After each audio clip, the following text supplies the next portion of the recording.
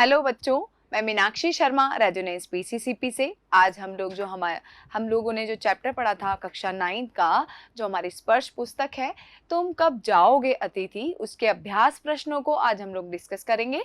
तो आइए हम लोग जो हमारे अभ्यास प्रश्न हैं चैप्टर के, वो उनको जो है उनका समाधान देखते हैं। तो एनसीईआरटी में जो प्रश्न पूछे गए हैं उनमें पहले मौखिक प्रश्न पूछे गए हैं, यानी उनके जो उत्तर हैं वो हमें 15 से 20 शब्दों में देने हैं। तो पहला जो प्रश्न है वो है, अतिथि कितने दिनों से लेखक के घर पर रह रहे थे। जैसा कि हमने अध्याय में पढ़ा है कि जो अतिथि हैं वो लेखक के घर पर 4 दिन तक रुके हुए थे और 5वें दिन उनको लग रहा था कि अगर ये अगले दिन ना रुक जाए तो केवल इसका जो उत्तर अगर हम लिखेंगे तो रुकने वाली बात तो थी, तो वो थी 4 दिनों तक। ठीक है, तो जो अतिथि हैं वो लेखक के घर 4 दिन तक रुके हुए थे। दूसरा प्रश्न है, कैलेंडर की तारीखें किस तरह फड़फड़ा रही थी। जब अतिथि कमरे में बैठे हुए थे तो जो कैलेंडर है उसकी जो पेज है वो पलट रहे थे, यानी हवा के कारण उड़ रहे थे। तब ऐसा माना जा रहा था कि वो भी उस अतिथि को इंगित कर रहे थे, उसको संकेत कर रहे थे कि तुम्हें आए हुए काफी दिन हो गए हैं, अब तुम्हें जाना चाहिए। तो जो कैलेंडर की जो तारीखें हैं वो अपनी सीमा में नम्रता से फड़फड़ा रही थी और वो मानो अतिथि को बता रही थी कि तुम्हें यहाँ आए हुए बहुत दिन हो चुके हैं। अगला प्रश्न था, पति पत्नी ने मेहमान का स्वागत कैसे किया।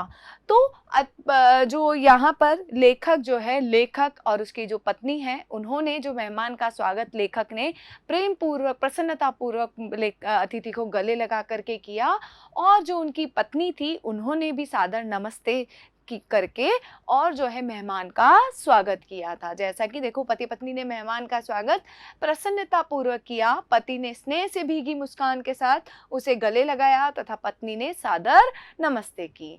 अगला प्रश्न है प्रश्न नंबर 4, दोपहर के भोजन को कौन सी गरिमा प्रदान की गई। तो दोपहर के भोजन को लंच की गरिमा प्रदान की गई। अगला प्रश्न है प्रश्न नंबर 5, तीसरे दिन सुबह अतिथि ने क्या कहा। तो तीसरे दिन अतिथि ने लेखक को अपने कपड़े धोबी के यहाँ धुलवाने के लिए कहा। ठीक है, कि भाई मैं अपने कपड़े धोबी को देना चाहता हूं, ऐसा उन्होंने कहा था। अगला प्रश्न नंबर 6 है, सत्कार की ऊष्मा समाप्त होने पर क्या हुआ। तो सत्कार की ऊष्मा समाप्त होने पर लेखक उच्च मध्यम वर्गीय डिनर से खिचड़ी पर आ गए और उन्होंने क्या कहा कि अगर ये अगले दिन भी रुकते हैं तो क्या होगा, उपहास भी रखना पड़ सकता था। ठीक है, तो इसीलिए सत्कार की ऊष्मा धीरे धीरे समाप्त होती चली जा रही थी। लेखक की हैसियत नहीं थी, उसकी जेब जो है, उसका पॉकेट जो है, ये गवारा नहीं कर रहा था कि वो इतना खर्च कर सकता था। उसको जो है कह सकते हैं कि जो अतिरिक्त भार पड़ रहा था उसकी जेब पर, लेकिन उसके बावजूद भी उसने जो डिनर था उसको उच्च मध्यम वर्गीय डिनर के रूप में परिवर्तित करने की कोशिश की थी। लेकिन जो है वो धीरे धीरे वो गरिमा समाप्त होते होते जो है खिचड़ी से और खिचड़ी के बाद उपहास तक आ पहुंची थी। अगला जो प्रश्न है तो उसमें जो उसके उत्तर है वो हमें देने हैं 25 से 30 शब्दों में। ये एनसीईआरटी के क्वेश्चन जो हमारे इस चैप्टर के अंतर्गत पूछे गए हैं, हम उन्हीं को जो है डिस्कस कर रहे हैं। तो प्रश्न जो है अगला है, लेखक अतिथि को कैसी विदाई देना चाहते थे। तो लेखक जो है अतिथि को भावभीनी विदाई देना चाहते थे। वो चाहते थे कि मैं जो है अतिथि को रेलवे स्टेशन तक छोड़ने जाऊं और उनसे रुकने के लिए विनती करूं, लेकिन वो आग्रह करूं, लेकिन वो मना कर दे। तो ऐसी विदाई वो देना चाहते थे अतिथि को। ठीक है, तो ये प्रश्न है। अगला प्रश्न है, पाठ में आए निम्नलिखित कथनों की व्याख्या कीजिए। तो अब जो अलग अलग कथन दिए हुए हैं, हम अलग अलग कथन देखते हैं। पहला कथन जैसा कि दिया है, अंदर ही अंदर कहीं मेरा बटुआ कांप गया। मैंने अभी हम लोग बात कर रहे थे इसी पे कि जब अतिरिक्त भार पड़ता है उसकी जेब खर्च अधिक होने लगती है, यानी अतिथि के आने पर अतिरिक्त जो खर्च होता है उससे उसकी जेब जो है वो कांप जाती है, तो उसी लिए बटुआ कांप गया। तो इसके लिए हम लिखेंगे कि बिना सूचना दिए अतिथि को आया, देख लेखक परेशान हो गया। वह सोचने लगा कि अतिथि की आव भगत में उसे अतिरिक्त खर्च करना पड़ेगा जो कि उसकी जेब के लिए भारी पड़ने वाला था। ठीक है, अगला जो है दूसरा है, अतिथि सदैव देवता नहीं होता, वह मानव और थोड़े अंशों में राक्षस भी हो सकता है। तो देखो सही है ये कि अतिथि देवता होता है, लेकिन अगर वो कुछ समय के लिए ही, यानी क्योंकि देवता क्या होते हैं, देवता आते हैं और दर्शन दे करके चले जाते हैं। अगर देवता भी अधिक समय के लिए मनुष्यों के पास रहने लगे तो वो देवता भी नहीं रहते, यानी उनका देवत्व जो है वो समाप्त हो जाता है। तो इसी प्रकार देखिए अतिथि देवता होता है पर अपना देवत्व बनाए रखे। यदि अतिथि अगले दिन वापस नहीं जाता है और मेजबान के लिए पीड़ा का कारण बनने लगता है तो मनुष्य न रहकर राक्षस नजर आने लगता है। देवता कभी किसी के दुख का कारण नहीं बनते हैं। ठीक है, ऐसे ही तीसरी जो पंक्ति है वो है, लोग दूसरे के होम की स्वीटनेस को काटने न दौड़ें। भाई जो दूसरों का जो घर कहते हैं ना स्वीट होम, हम सभी अपने घर को स्वीट होम कहते हैं, कोई दूसरा आया और वो उसकी स्वीटनेस को काटने दौड़े। तो इस पंक्ति से आशय है कि जब अतिथि आकर समय से नहीं लौटते हैं तो मेजबान के परिवार में अशांति बढ़ने लगती है, यानी उन दोनों पति पत्नी के बीच में मनमुटाव शुरू हो जाता है, उस परिवार का चैन खो जाता है, पारिवारिक समरसता कम होती जाती है और अतिथि का ठहरना बुरा लगने लगता है। तो वो उसकी स्वीटनेस को खत्म करने में लगा हुआ रहता है, मतलब उसकी स्वीटनेस खत्म हो जाती है, ऐसा वो कहना चाहते हैं यहाँ पे। अगला है, मेरी सहनशीलता की वह अंतिम सुबह होगी। ऐसा कब कहते हैं लेखक ने, ऐसा क्यों कहा कि मेरी सहनशीलता की वह अंतिम सुबह होगी?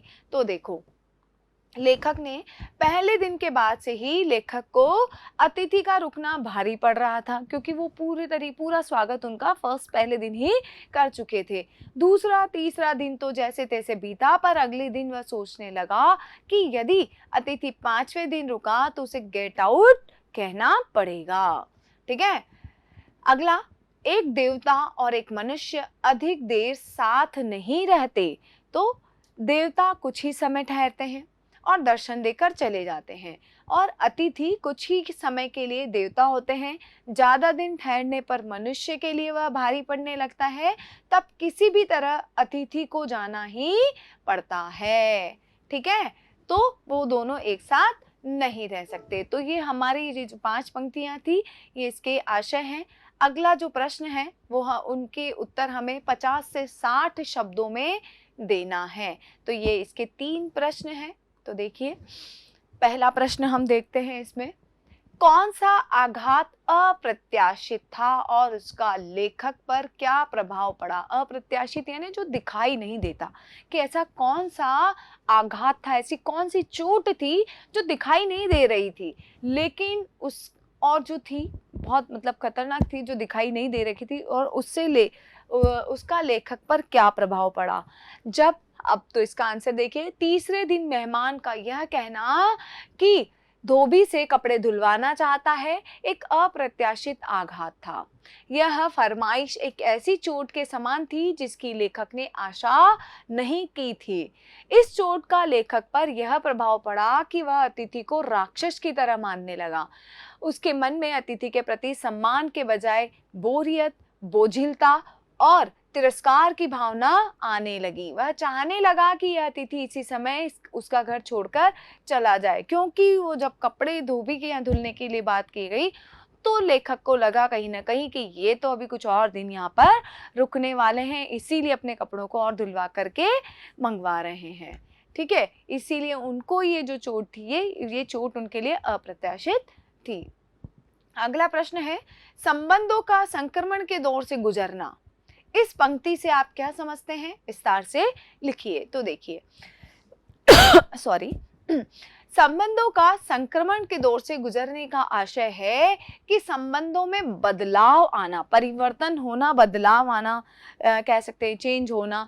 तो कैसे? एक अवस्था में कोई वस्तु अपना मूल स्वरूप खो बैठती है और कोई दूसरा रूप ही अख्तियार कर लेती है, यानी वो जिस अवस्था में है वो वैसी ना रह करके उसका रूप परिवर्तन हो जाना, वो संक्रमण है।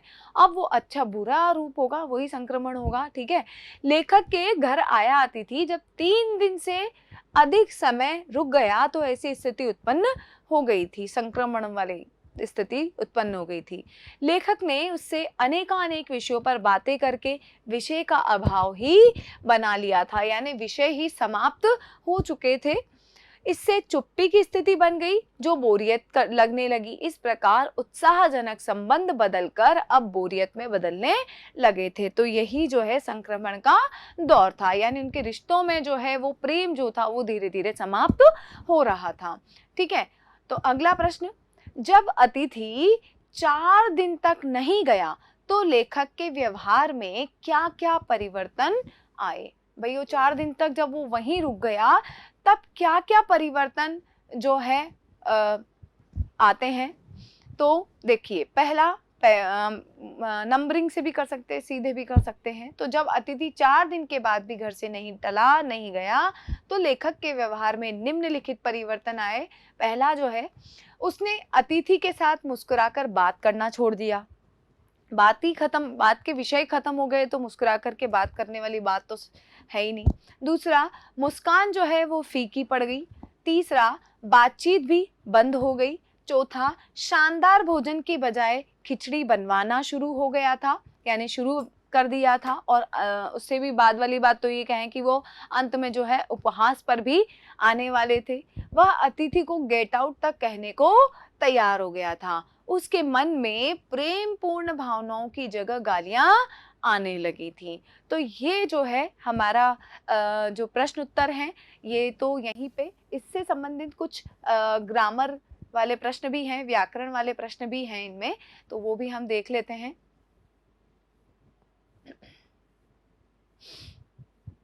व्याकरण के 2 प्रश्न हम लोग देखते हैं भाषा अध्ययन में। तो देखिए सॉरी, पहला प्रश्न है, निम्नलिखित शब्दों के 2-2 पर्याय लिखिए, यानी पर्यायवाची लिखना है। तो पहला जो है वो है हमारा पहला है चांद। तो चांद को हम राकेश भी कहते हैं, मयंक भी कहते हैं, चांद के बहुत सारे हैं, तो 2 ही लिखने हैं हमें।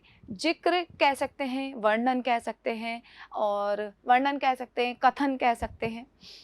तीसरा है आघात। आघात का 2 पर्यायवाची चोट भी हो सकता है, प्रहार भी हो सकता है। तो अगला है चौथा ऊष्मा। ऊष्मा को हम गर्मी भी कह सकते हैं, तपन भी कह सकते हैं। और अंतिम है इसका अंतरंग। अंतरंग यानी निजी भी कह सकते हैं और घनिष्ठ भी कह सकते हैं। तो ये इनके 2-2 पर्यायवाची हुए। अगला प्रश्न है, निम्नलिखित वाक्यों को निर्देशानुसार परिवर्तित कीजिए। जैसे कि इसमें कोष्टक में दे रखा है, वैसे जैसे निर्देश दिए हुए हैं हम वैसे ही हमें इनको लिखना है। तो जैसे पहला वाक्य है, हम तुम्हें स्टेशन तक छोड़ने जाएंगे। अब हमें इसे परिवर्तित करना है नकारात्मक वाक्य में। तो हम क्या कर देंगे, हम लिखेंगे हम तुम्हें स्टेशन तक छोड़ने नहीं जाएंगे। ठीक है, तो इस तरीके से हम इसको नकारात्मक में बदलेंगे। अगला है, किसी लॉन्ड्री पर दे देते हैं, जल्दी धुल जाएंगे। अब इसको बनाना है हमें प्रश्नवाचक में। तो हम क्या बना सकते हैं, तो हम लिखेंगे किसी लॉन्ड्री पर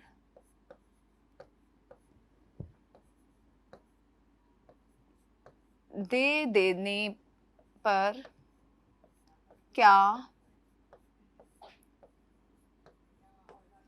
जल्दी धुल जाएंगे।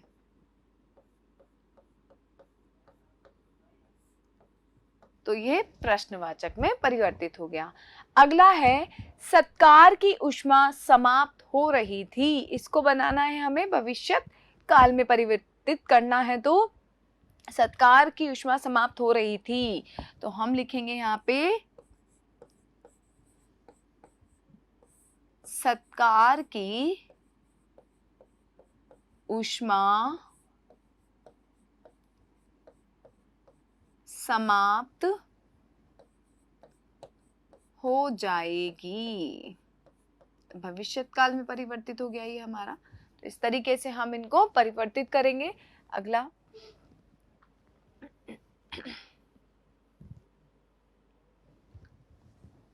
दो और हैं इसके। इनके कपड़े देने हैं, इसको स्थान सूचक और प्रश्नवाची में परिवर्तित करना है। तो इनके कपड़े कहाँ देने हैं, तो कहाँ में स्थानवाचक भी हो गया और प्रश्नवाचक भी हो गया हमारा, दोनों ही हमारे इसमें हो गया है। अगला है कब तक टिकेंगे ये। अब इसको बनाना है नकारात्मक में। कब तक टिकेंगे ये कब तक नहीं टिकेंगे, कब तक टिकेंगे नहीं, ये हम इसको परिवर्तित करेंगे कब तक टिकेंगे नहीं ये। ठीक है, तो ये हमारे जो इस चैप्टर के तुम कब जाओगे अतिथि, इस चैप्टर के ये जो एनसीईआरटी के प्रश्न थे ये यहीं पे समाप्त होते हैं। आशा करती हूँ आप लोगों को समझ में आया होगा। बहुत बहुत धन्यवाद।